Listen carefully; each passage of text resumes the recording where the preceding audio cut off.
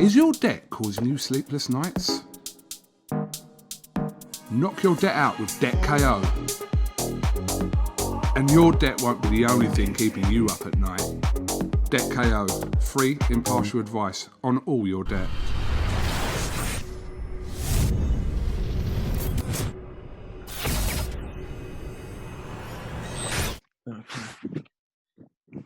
This is UMAR AHMED for iFilms. Global. Long night of boxing. I'm tired. I'm sure you are, Sam. Actually, you didn't stay up a tank, did you? You caught it this morning. I fell asleep. I was rookie error. I fell asleep, and I usually set an alarm clock in case I fall asleep, but I woke up this morning and watched the whole fight. Oh yeah, I stayed up for it. It was an incredible finish. Let's talk about firstly though Usyk Chisora. Yeah, what did you make of Alexander Usyk's second fight heavyweight? I thought because Usyk's so good, it's hard to kind of like downplay his performance. You know what I mean? Because he's pound for pound up there with the best of them. Do you know what I mean? He's pound for pound.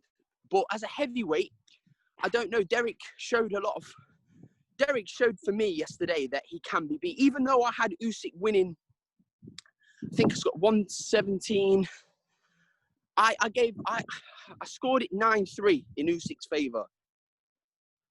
That's how I scored it. But it was competitive all the way from start to finish. For me, it was Derek's best performance, maybe of his career, but definitely since Vitaly Klitschko.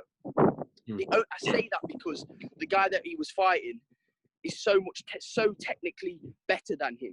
And Derek, listen, everyone was giving David Hay like a load of sticks, saying, "Oh, he's overselling it." But what Derek said was, apart from the end result, Derek did say that Derek was gonna be fit for 12 rounds, bring the heat to 12 rounds, and he did. To be fair, I thought Derek was outstanding. I mean, Macklin and Adam Smith had it like most people. Had Usyk winning, of course. Though Caldwell, Bellew, Hearn, even I think they saw a draw and possibly Derek winning. What did you think of that?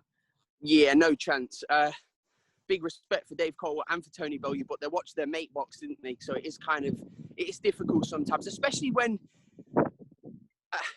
because they're ringside as well. All I heard was Dave Caldwell screaming, "Jab your way in, Derek! Jab your way in, Derek!" So Dave was kind of they had their Derek Chisora goggles on, didn't they, last night? Which is fair enough. So you can give them the benefit of that, but there's no way in hell that Chisora won that fight, in my uneducated opinion. Sam, keeping with the heavyweight theme, Deontay Wilder's video went viral last night. What did you make of his comments? It's sad because I'm a big fan of Deontay Wilder. I think he's exciting, huge puncher, probably the biggest puncher of all time. Him and Mike Tyson are the two biggest punching heavyweights of all time. But it's embarrassing, isn't it? I think he's mentally scarred. I think because Tyson battered him, didn't he? Tyson absolutely battered him. And it's mentally scarred him. And what he was saying about Mark Breland and like he spiked his water and like he's lost the plot, hasn't he, old Deontay? He's completely lost the plot. He called Mark Breland disloyal and also, of course, accused Tyson Fury of tampering with the gloves and cheating. Yeah. It's ridiculous, isn't it? I mean, Tyson's probably going to file some kind of lawsuit at him because do you know what Deontay should have been doing? Just shut up, yeah? Shut up and take your contractual rematch with him and right the wrong. And then say all your complaints. If you really believe Tyson was cheating, then you should fire the guy that was watching him get his hands wrapped. Yeah. So, yeah, exactly. That's the guy you should be firing, not Mark Breland, who saved your life. You should be firing him because he's obviously not done his job properly. Watching Tyson's loaded gloves being wrapped and filled before the fight, it's pathetic. I mean, as I say, I'm a big fan of Deontay, but he's gone down in my estimation, if I'm honest. If after that, because it was just a one-sided beating. Sticking again with the heavyweight, Dubois Joyce. We are going to get this fight, aren't we, Sam? Because of the whole new lockdown restrictions, boxing will carry on, yeah. The fight seems. I mean, I was worried like everyone else when we was hearing these lockdown rumours, and then Boris confirmed it yesterday. I don't want to get into a political chat because I'm not a politician, but I was just selfishly happy that it looks like elite sport's going to be exempt from the rules, and we're finally going to get the fight that everybody wants to see. So this week, what's going to happen with Joe sparring towards the end of the week when the restrictions come in? We get on with it. We get on with it. I believe hotels are still going to be open if it's for work purposes. So if a sparring partner comes down, it's for work.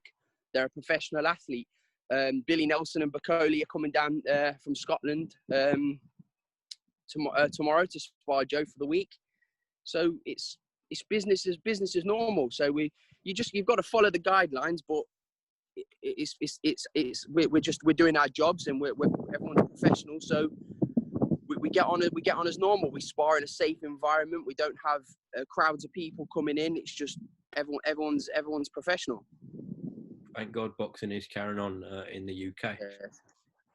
So Lopez win, correct? You got that. Usyk win, correct? You got that. Savannah win, correct? You got that. And by stoppage. I did predict Savannah by stoppage, and not many people did. But Savannah punches very, very hard, and it's that's just natural power. But Peter Fury's got to get a big shout out. I tweeted this morning, he's one of the best coaches in the world, and he's probably an appreciated trainer, because he's done wonders with Savannah there. He's like, you can see he's put his influence on her style, and it works perfectly. And I think Savannah beats all of them. I really do. I think she beats Clarissa Shields as well. Yeah, very impressive last night. Yeah, I mentioned at the start, Deontay Davis. That was probably knockout of the year. That he's just like, it's weird because genuinely, Teofimo, like, he's a mate of mine.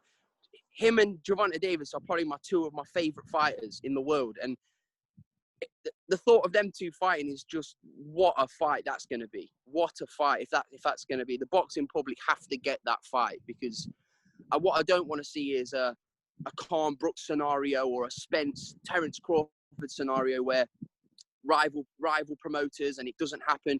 The fight's got to happen. The fight has just got to happen, because it's a super fight, isn't it? Definitely is. Sam, thank you very much for your time. Best of luck with Joe for the rest of camp. Obviously, you've got Florian Marco out soon as well. Yeah, November the 10th. And I'm sure IFL will catch up with you on that fight week with Florian, all right? Top man. Yeah, I better go and get my fat ass on a run now. Go on, Sam. That's right. Is your debt causing you sleepless nights?